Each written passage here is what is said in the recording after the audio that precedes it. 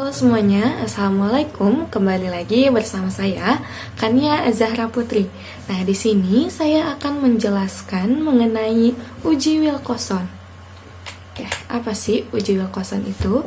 Uji Wilcoxon merupakan metode statistika yang digunakan untuk menguji perbedaan dua buah data yang berpasangan, saling berkorelasi, tetapi tidak memenuhi asumsi normalitas. Jika asumsi normalitas terpenuhi, maka digunakan paired test. Lalu selanjutnya, penggunaan paired test ini memerlukan normalitas pada kedua datanya. Jika salah satu atau keduanya tidak normal, maka menggunakan uji Wilcoxon, sehingga jumlah data sampelnya selalu sama banyak. Data yang digunakan yaitu data ordinal atau interval. Nah, tujuan dari uji Wilcoxon sendiri adalah untuk mengetahui di bagian mana saja perbedaan antara kedua kelompok data tersebut. Nah, lalu ada dua jenis pengujian data Wilcoxon. Yang pertama ada rank-sum. Rank-sum ini merupakan tipe pengujian yang digunakan untuk menguji hipotesis yang menyatakan bahwa dua kelompok data memiliki karakter yang sama. Lalu ada Sing-rank, yaitu mengetahui ada tidaknya perbedaan rata-rata dari dua sampel yang saling berpasangan. Di sini ada penjelasan mengenai Wilcoxon Sing-rank. Nah, untuk pengujian Wilcoxon Sing-rank ini terdapat syarat-syarat yang harus dipenuhi. Antara lain, yang pertama, skala untuk variabel dependen haruslah ordinal atau bisa juga rasio. Hanya saja, distribusi data harus tidak normal. Untuk itu, harus dilakukan uji normalitas untuk menentukan apakah pengujian bisa dilakukan dengan Sing-rank atau tidak. Lalu yang selanjutnya itu terdapat dua kategori berpasangan untuk variabel independen yang digunakan. Artinya, data berasal dari subjek individu atau populasi data yang sama. Dan yang terakhir adalah untuk kedua kelompok data berpasangan ini, bentuk sebaran datanya harus simetris. Nah, lalu ada dasar pengambilan keputusan uji Wilcoxon.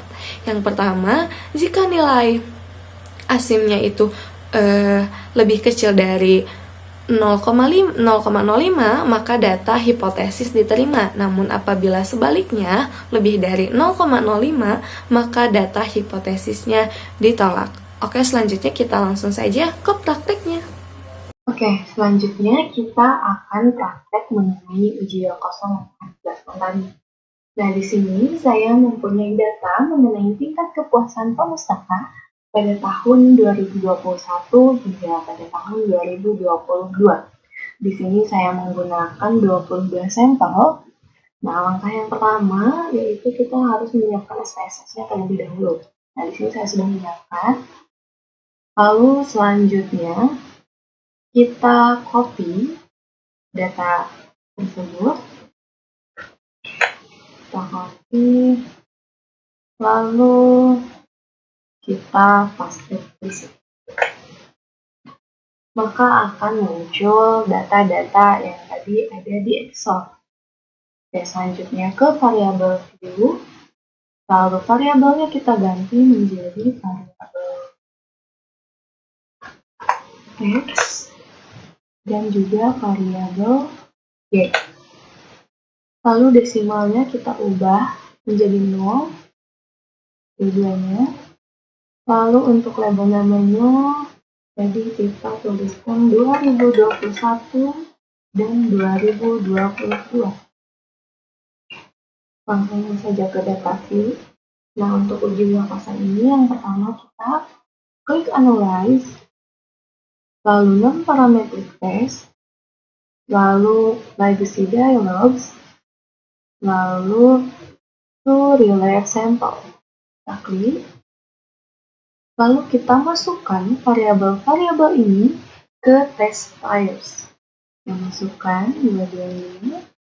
Nah, jangan lupa untuk uji Wilcoxonnya ini harus tercentang.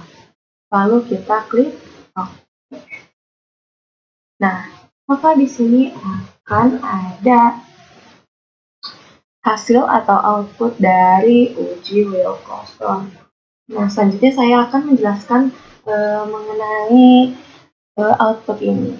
Di sini sudah ada output hasilnya. Yang pertama, kita akan melihat ranknya terlebih dahulu.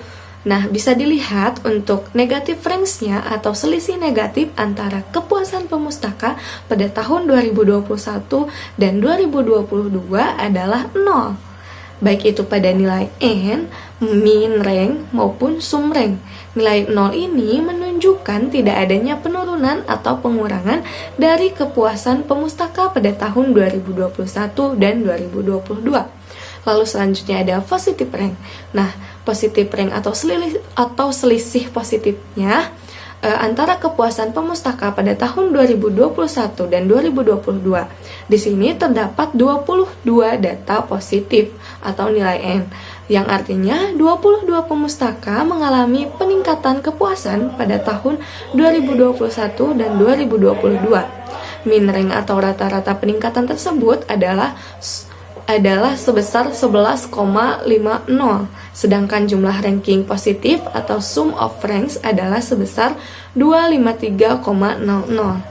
Lalu selanjutnya ada TIS. TIS ini merupakan kesamaan kepuasan pemustaka pada tahun 2021 dan 2022. Di sini nilainya 0. Nah, yang artinya ada persamaan kepuasan pemustaka pada tahun 2021 dan 2022. Nah, lalu selanjutnya kita lihat tes statistiknya. Nah, uji hipotesis Wilcoxon berdasarkan outputnya diketahui bahwa asimsignya bernilai 0,00. Karena nilai 0,00 ini lebih kecil dari 0,05, maka dapat disimpulkan bahwa hipotesisnya ini diterima.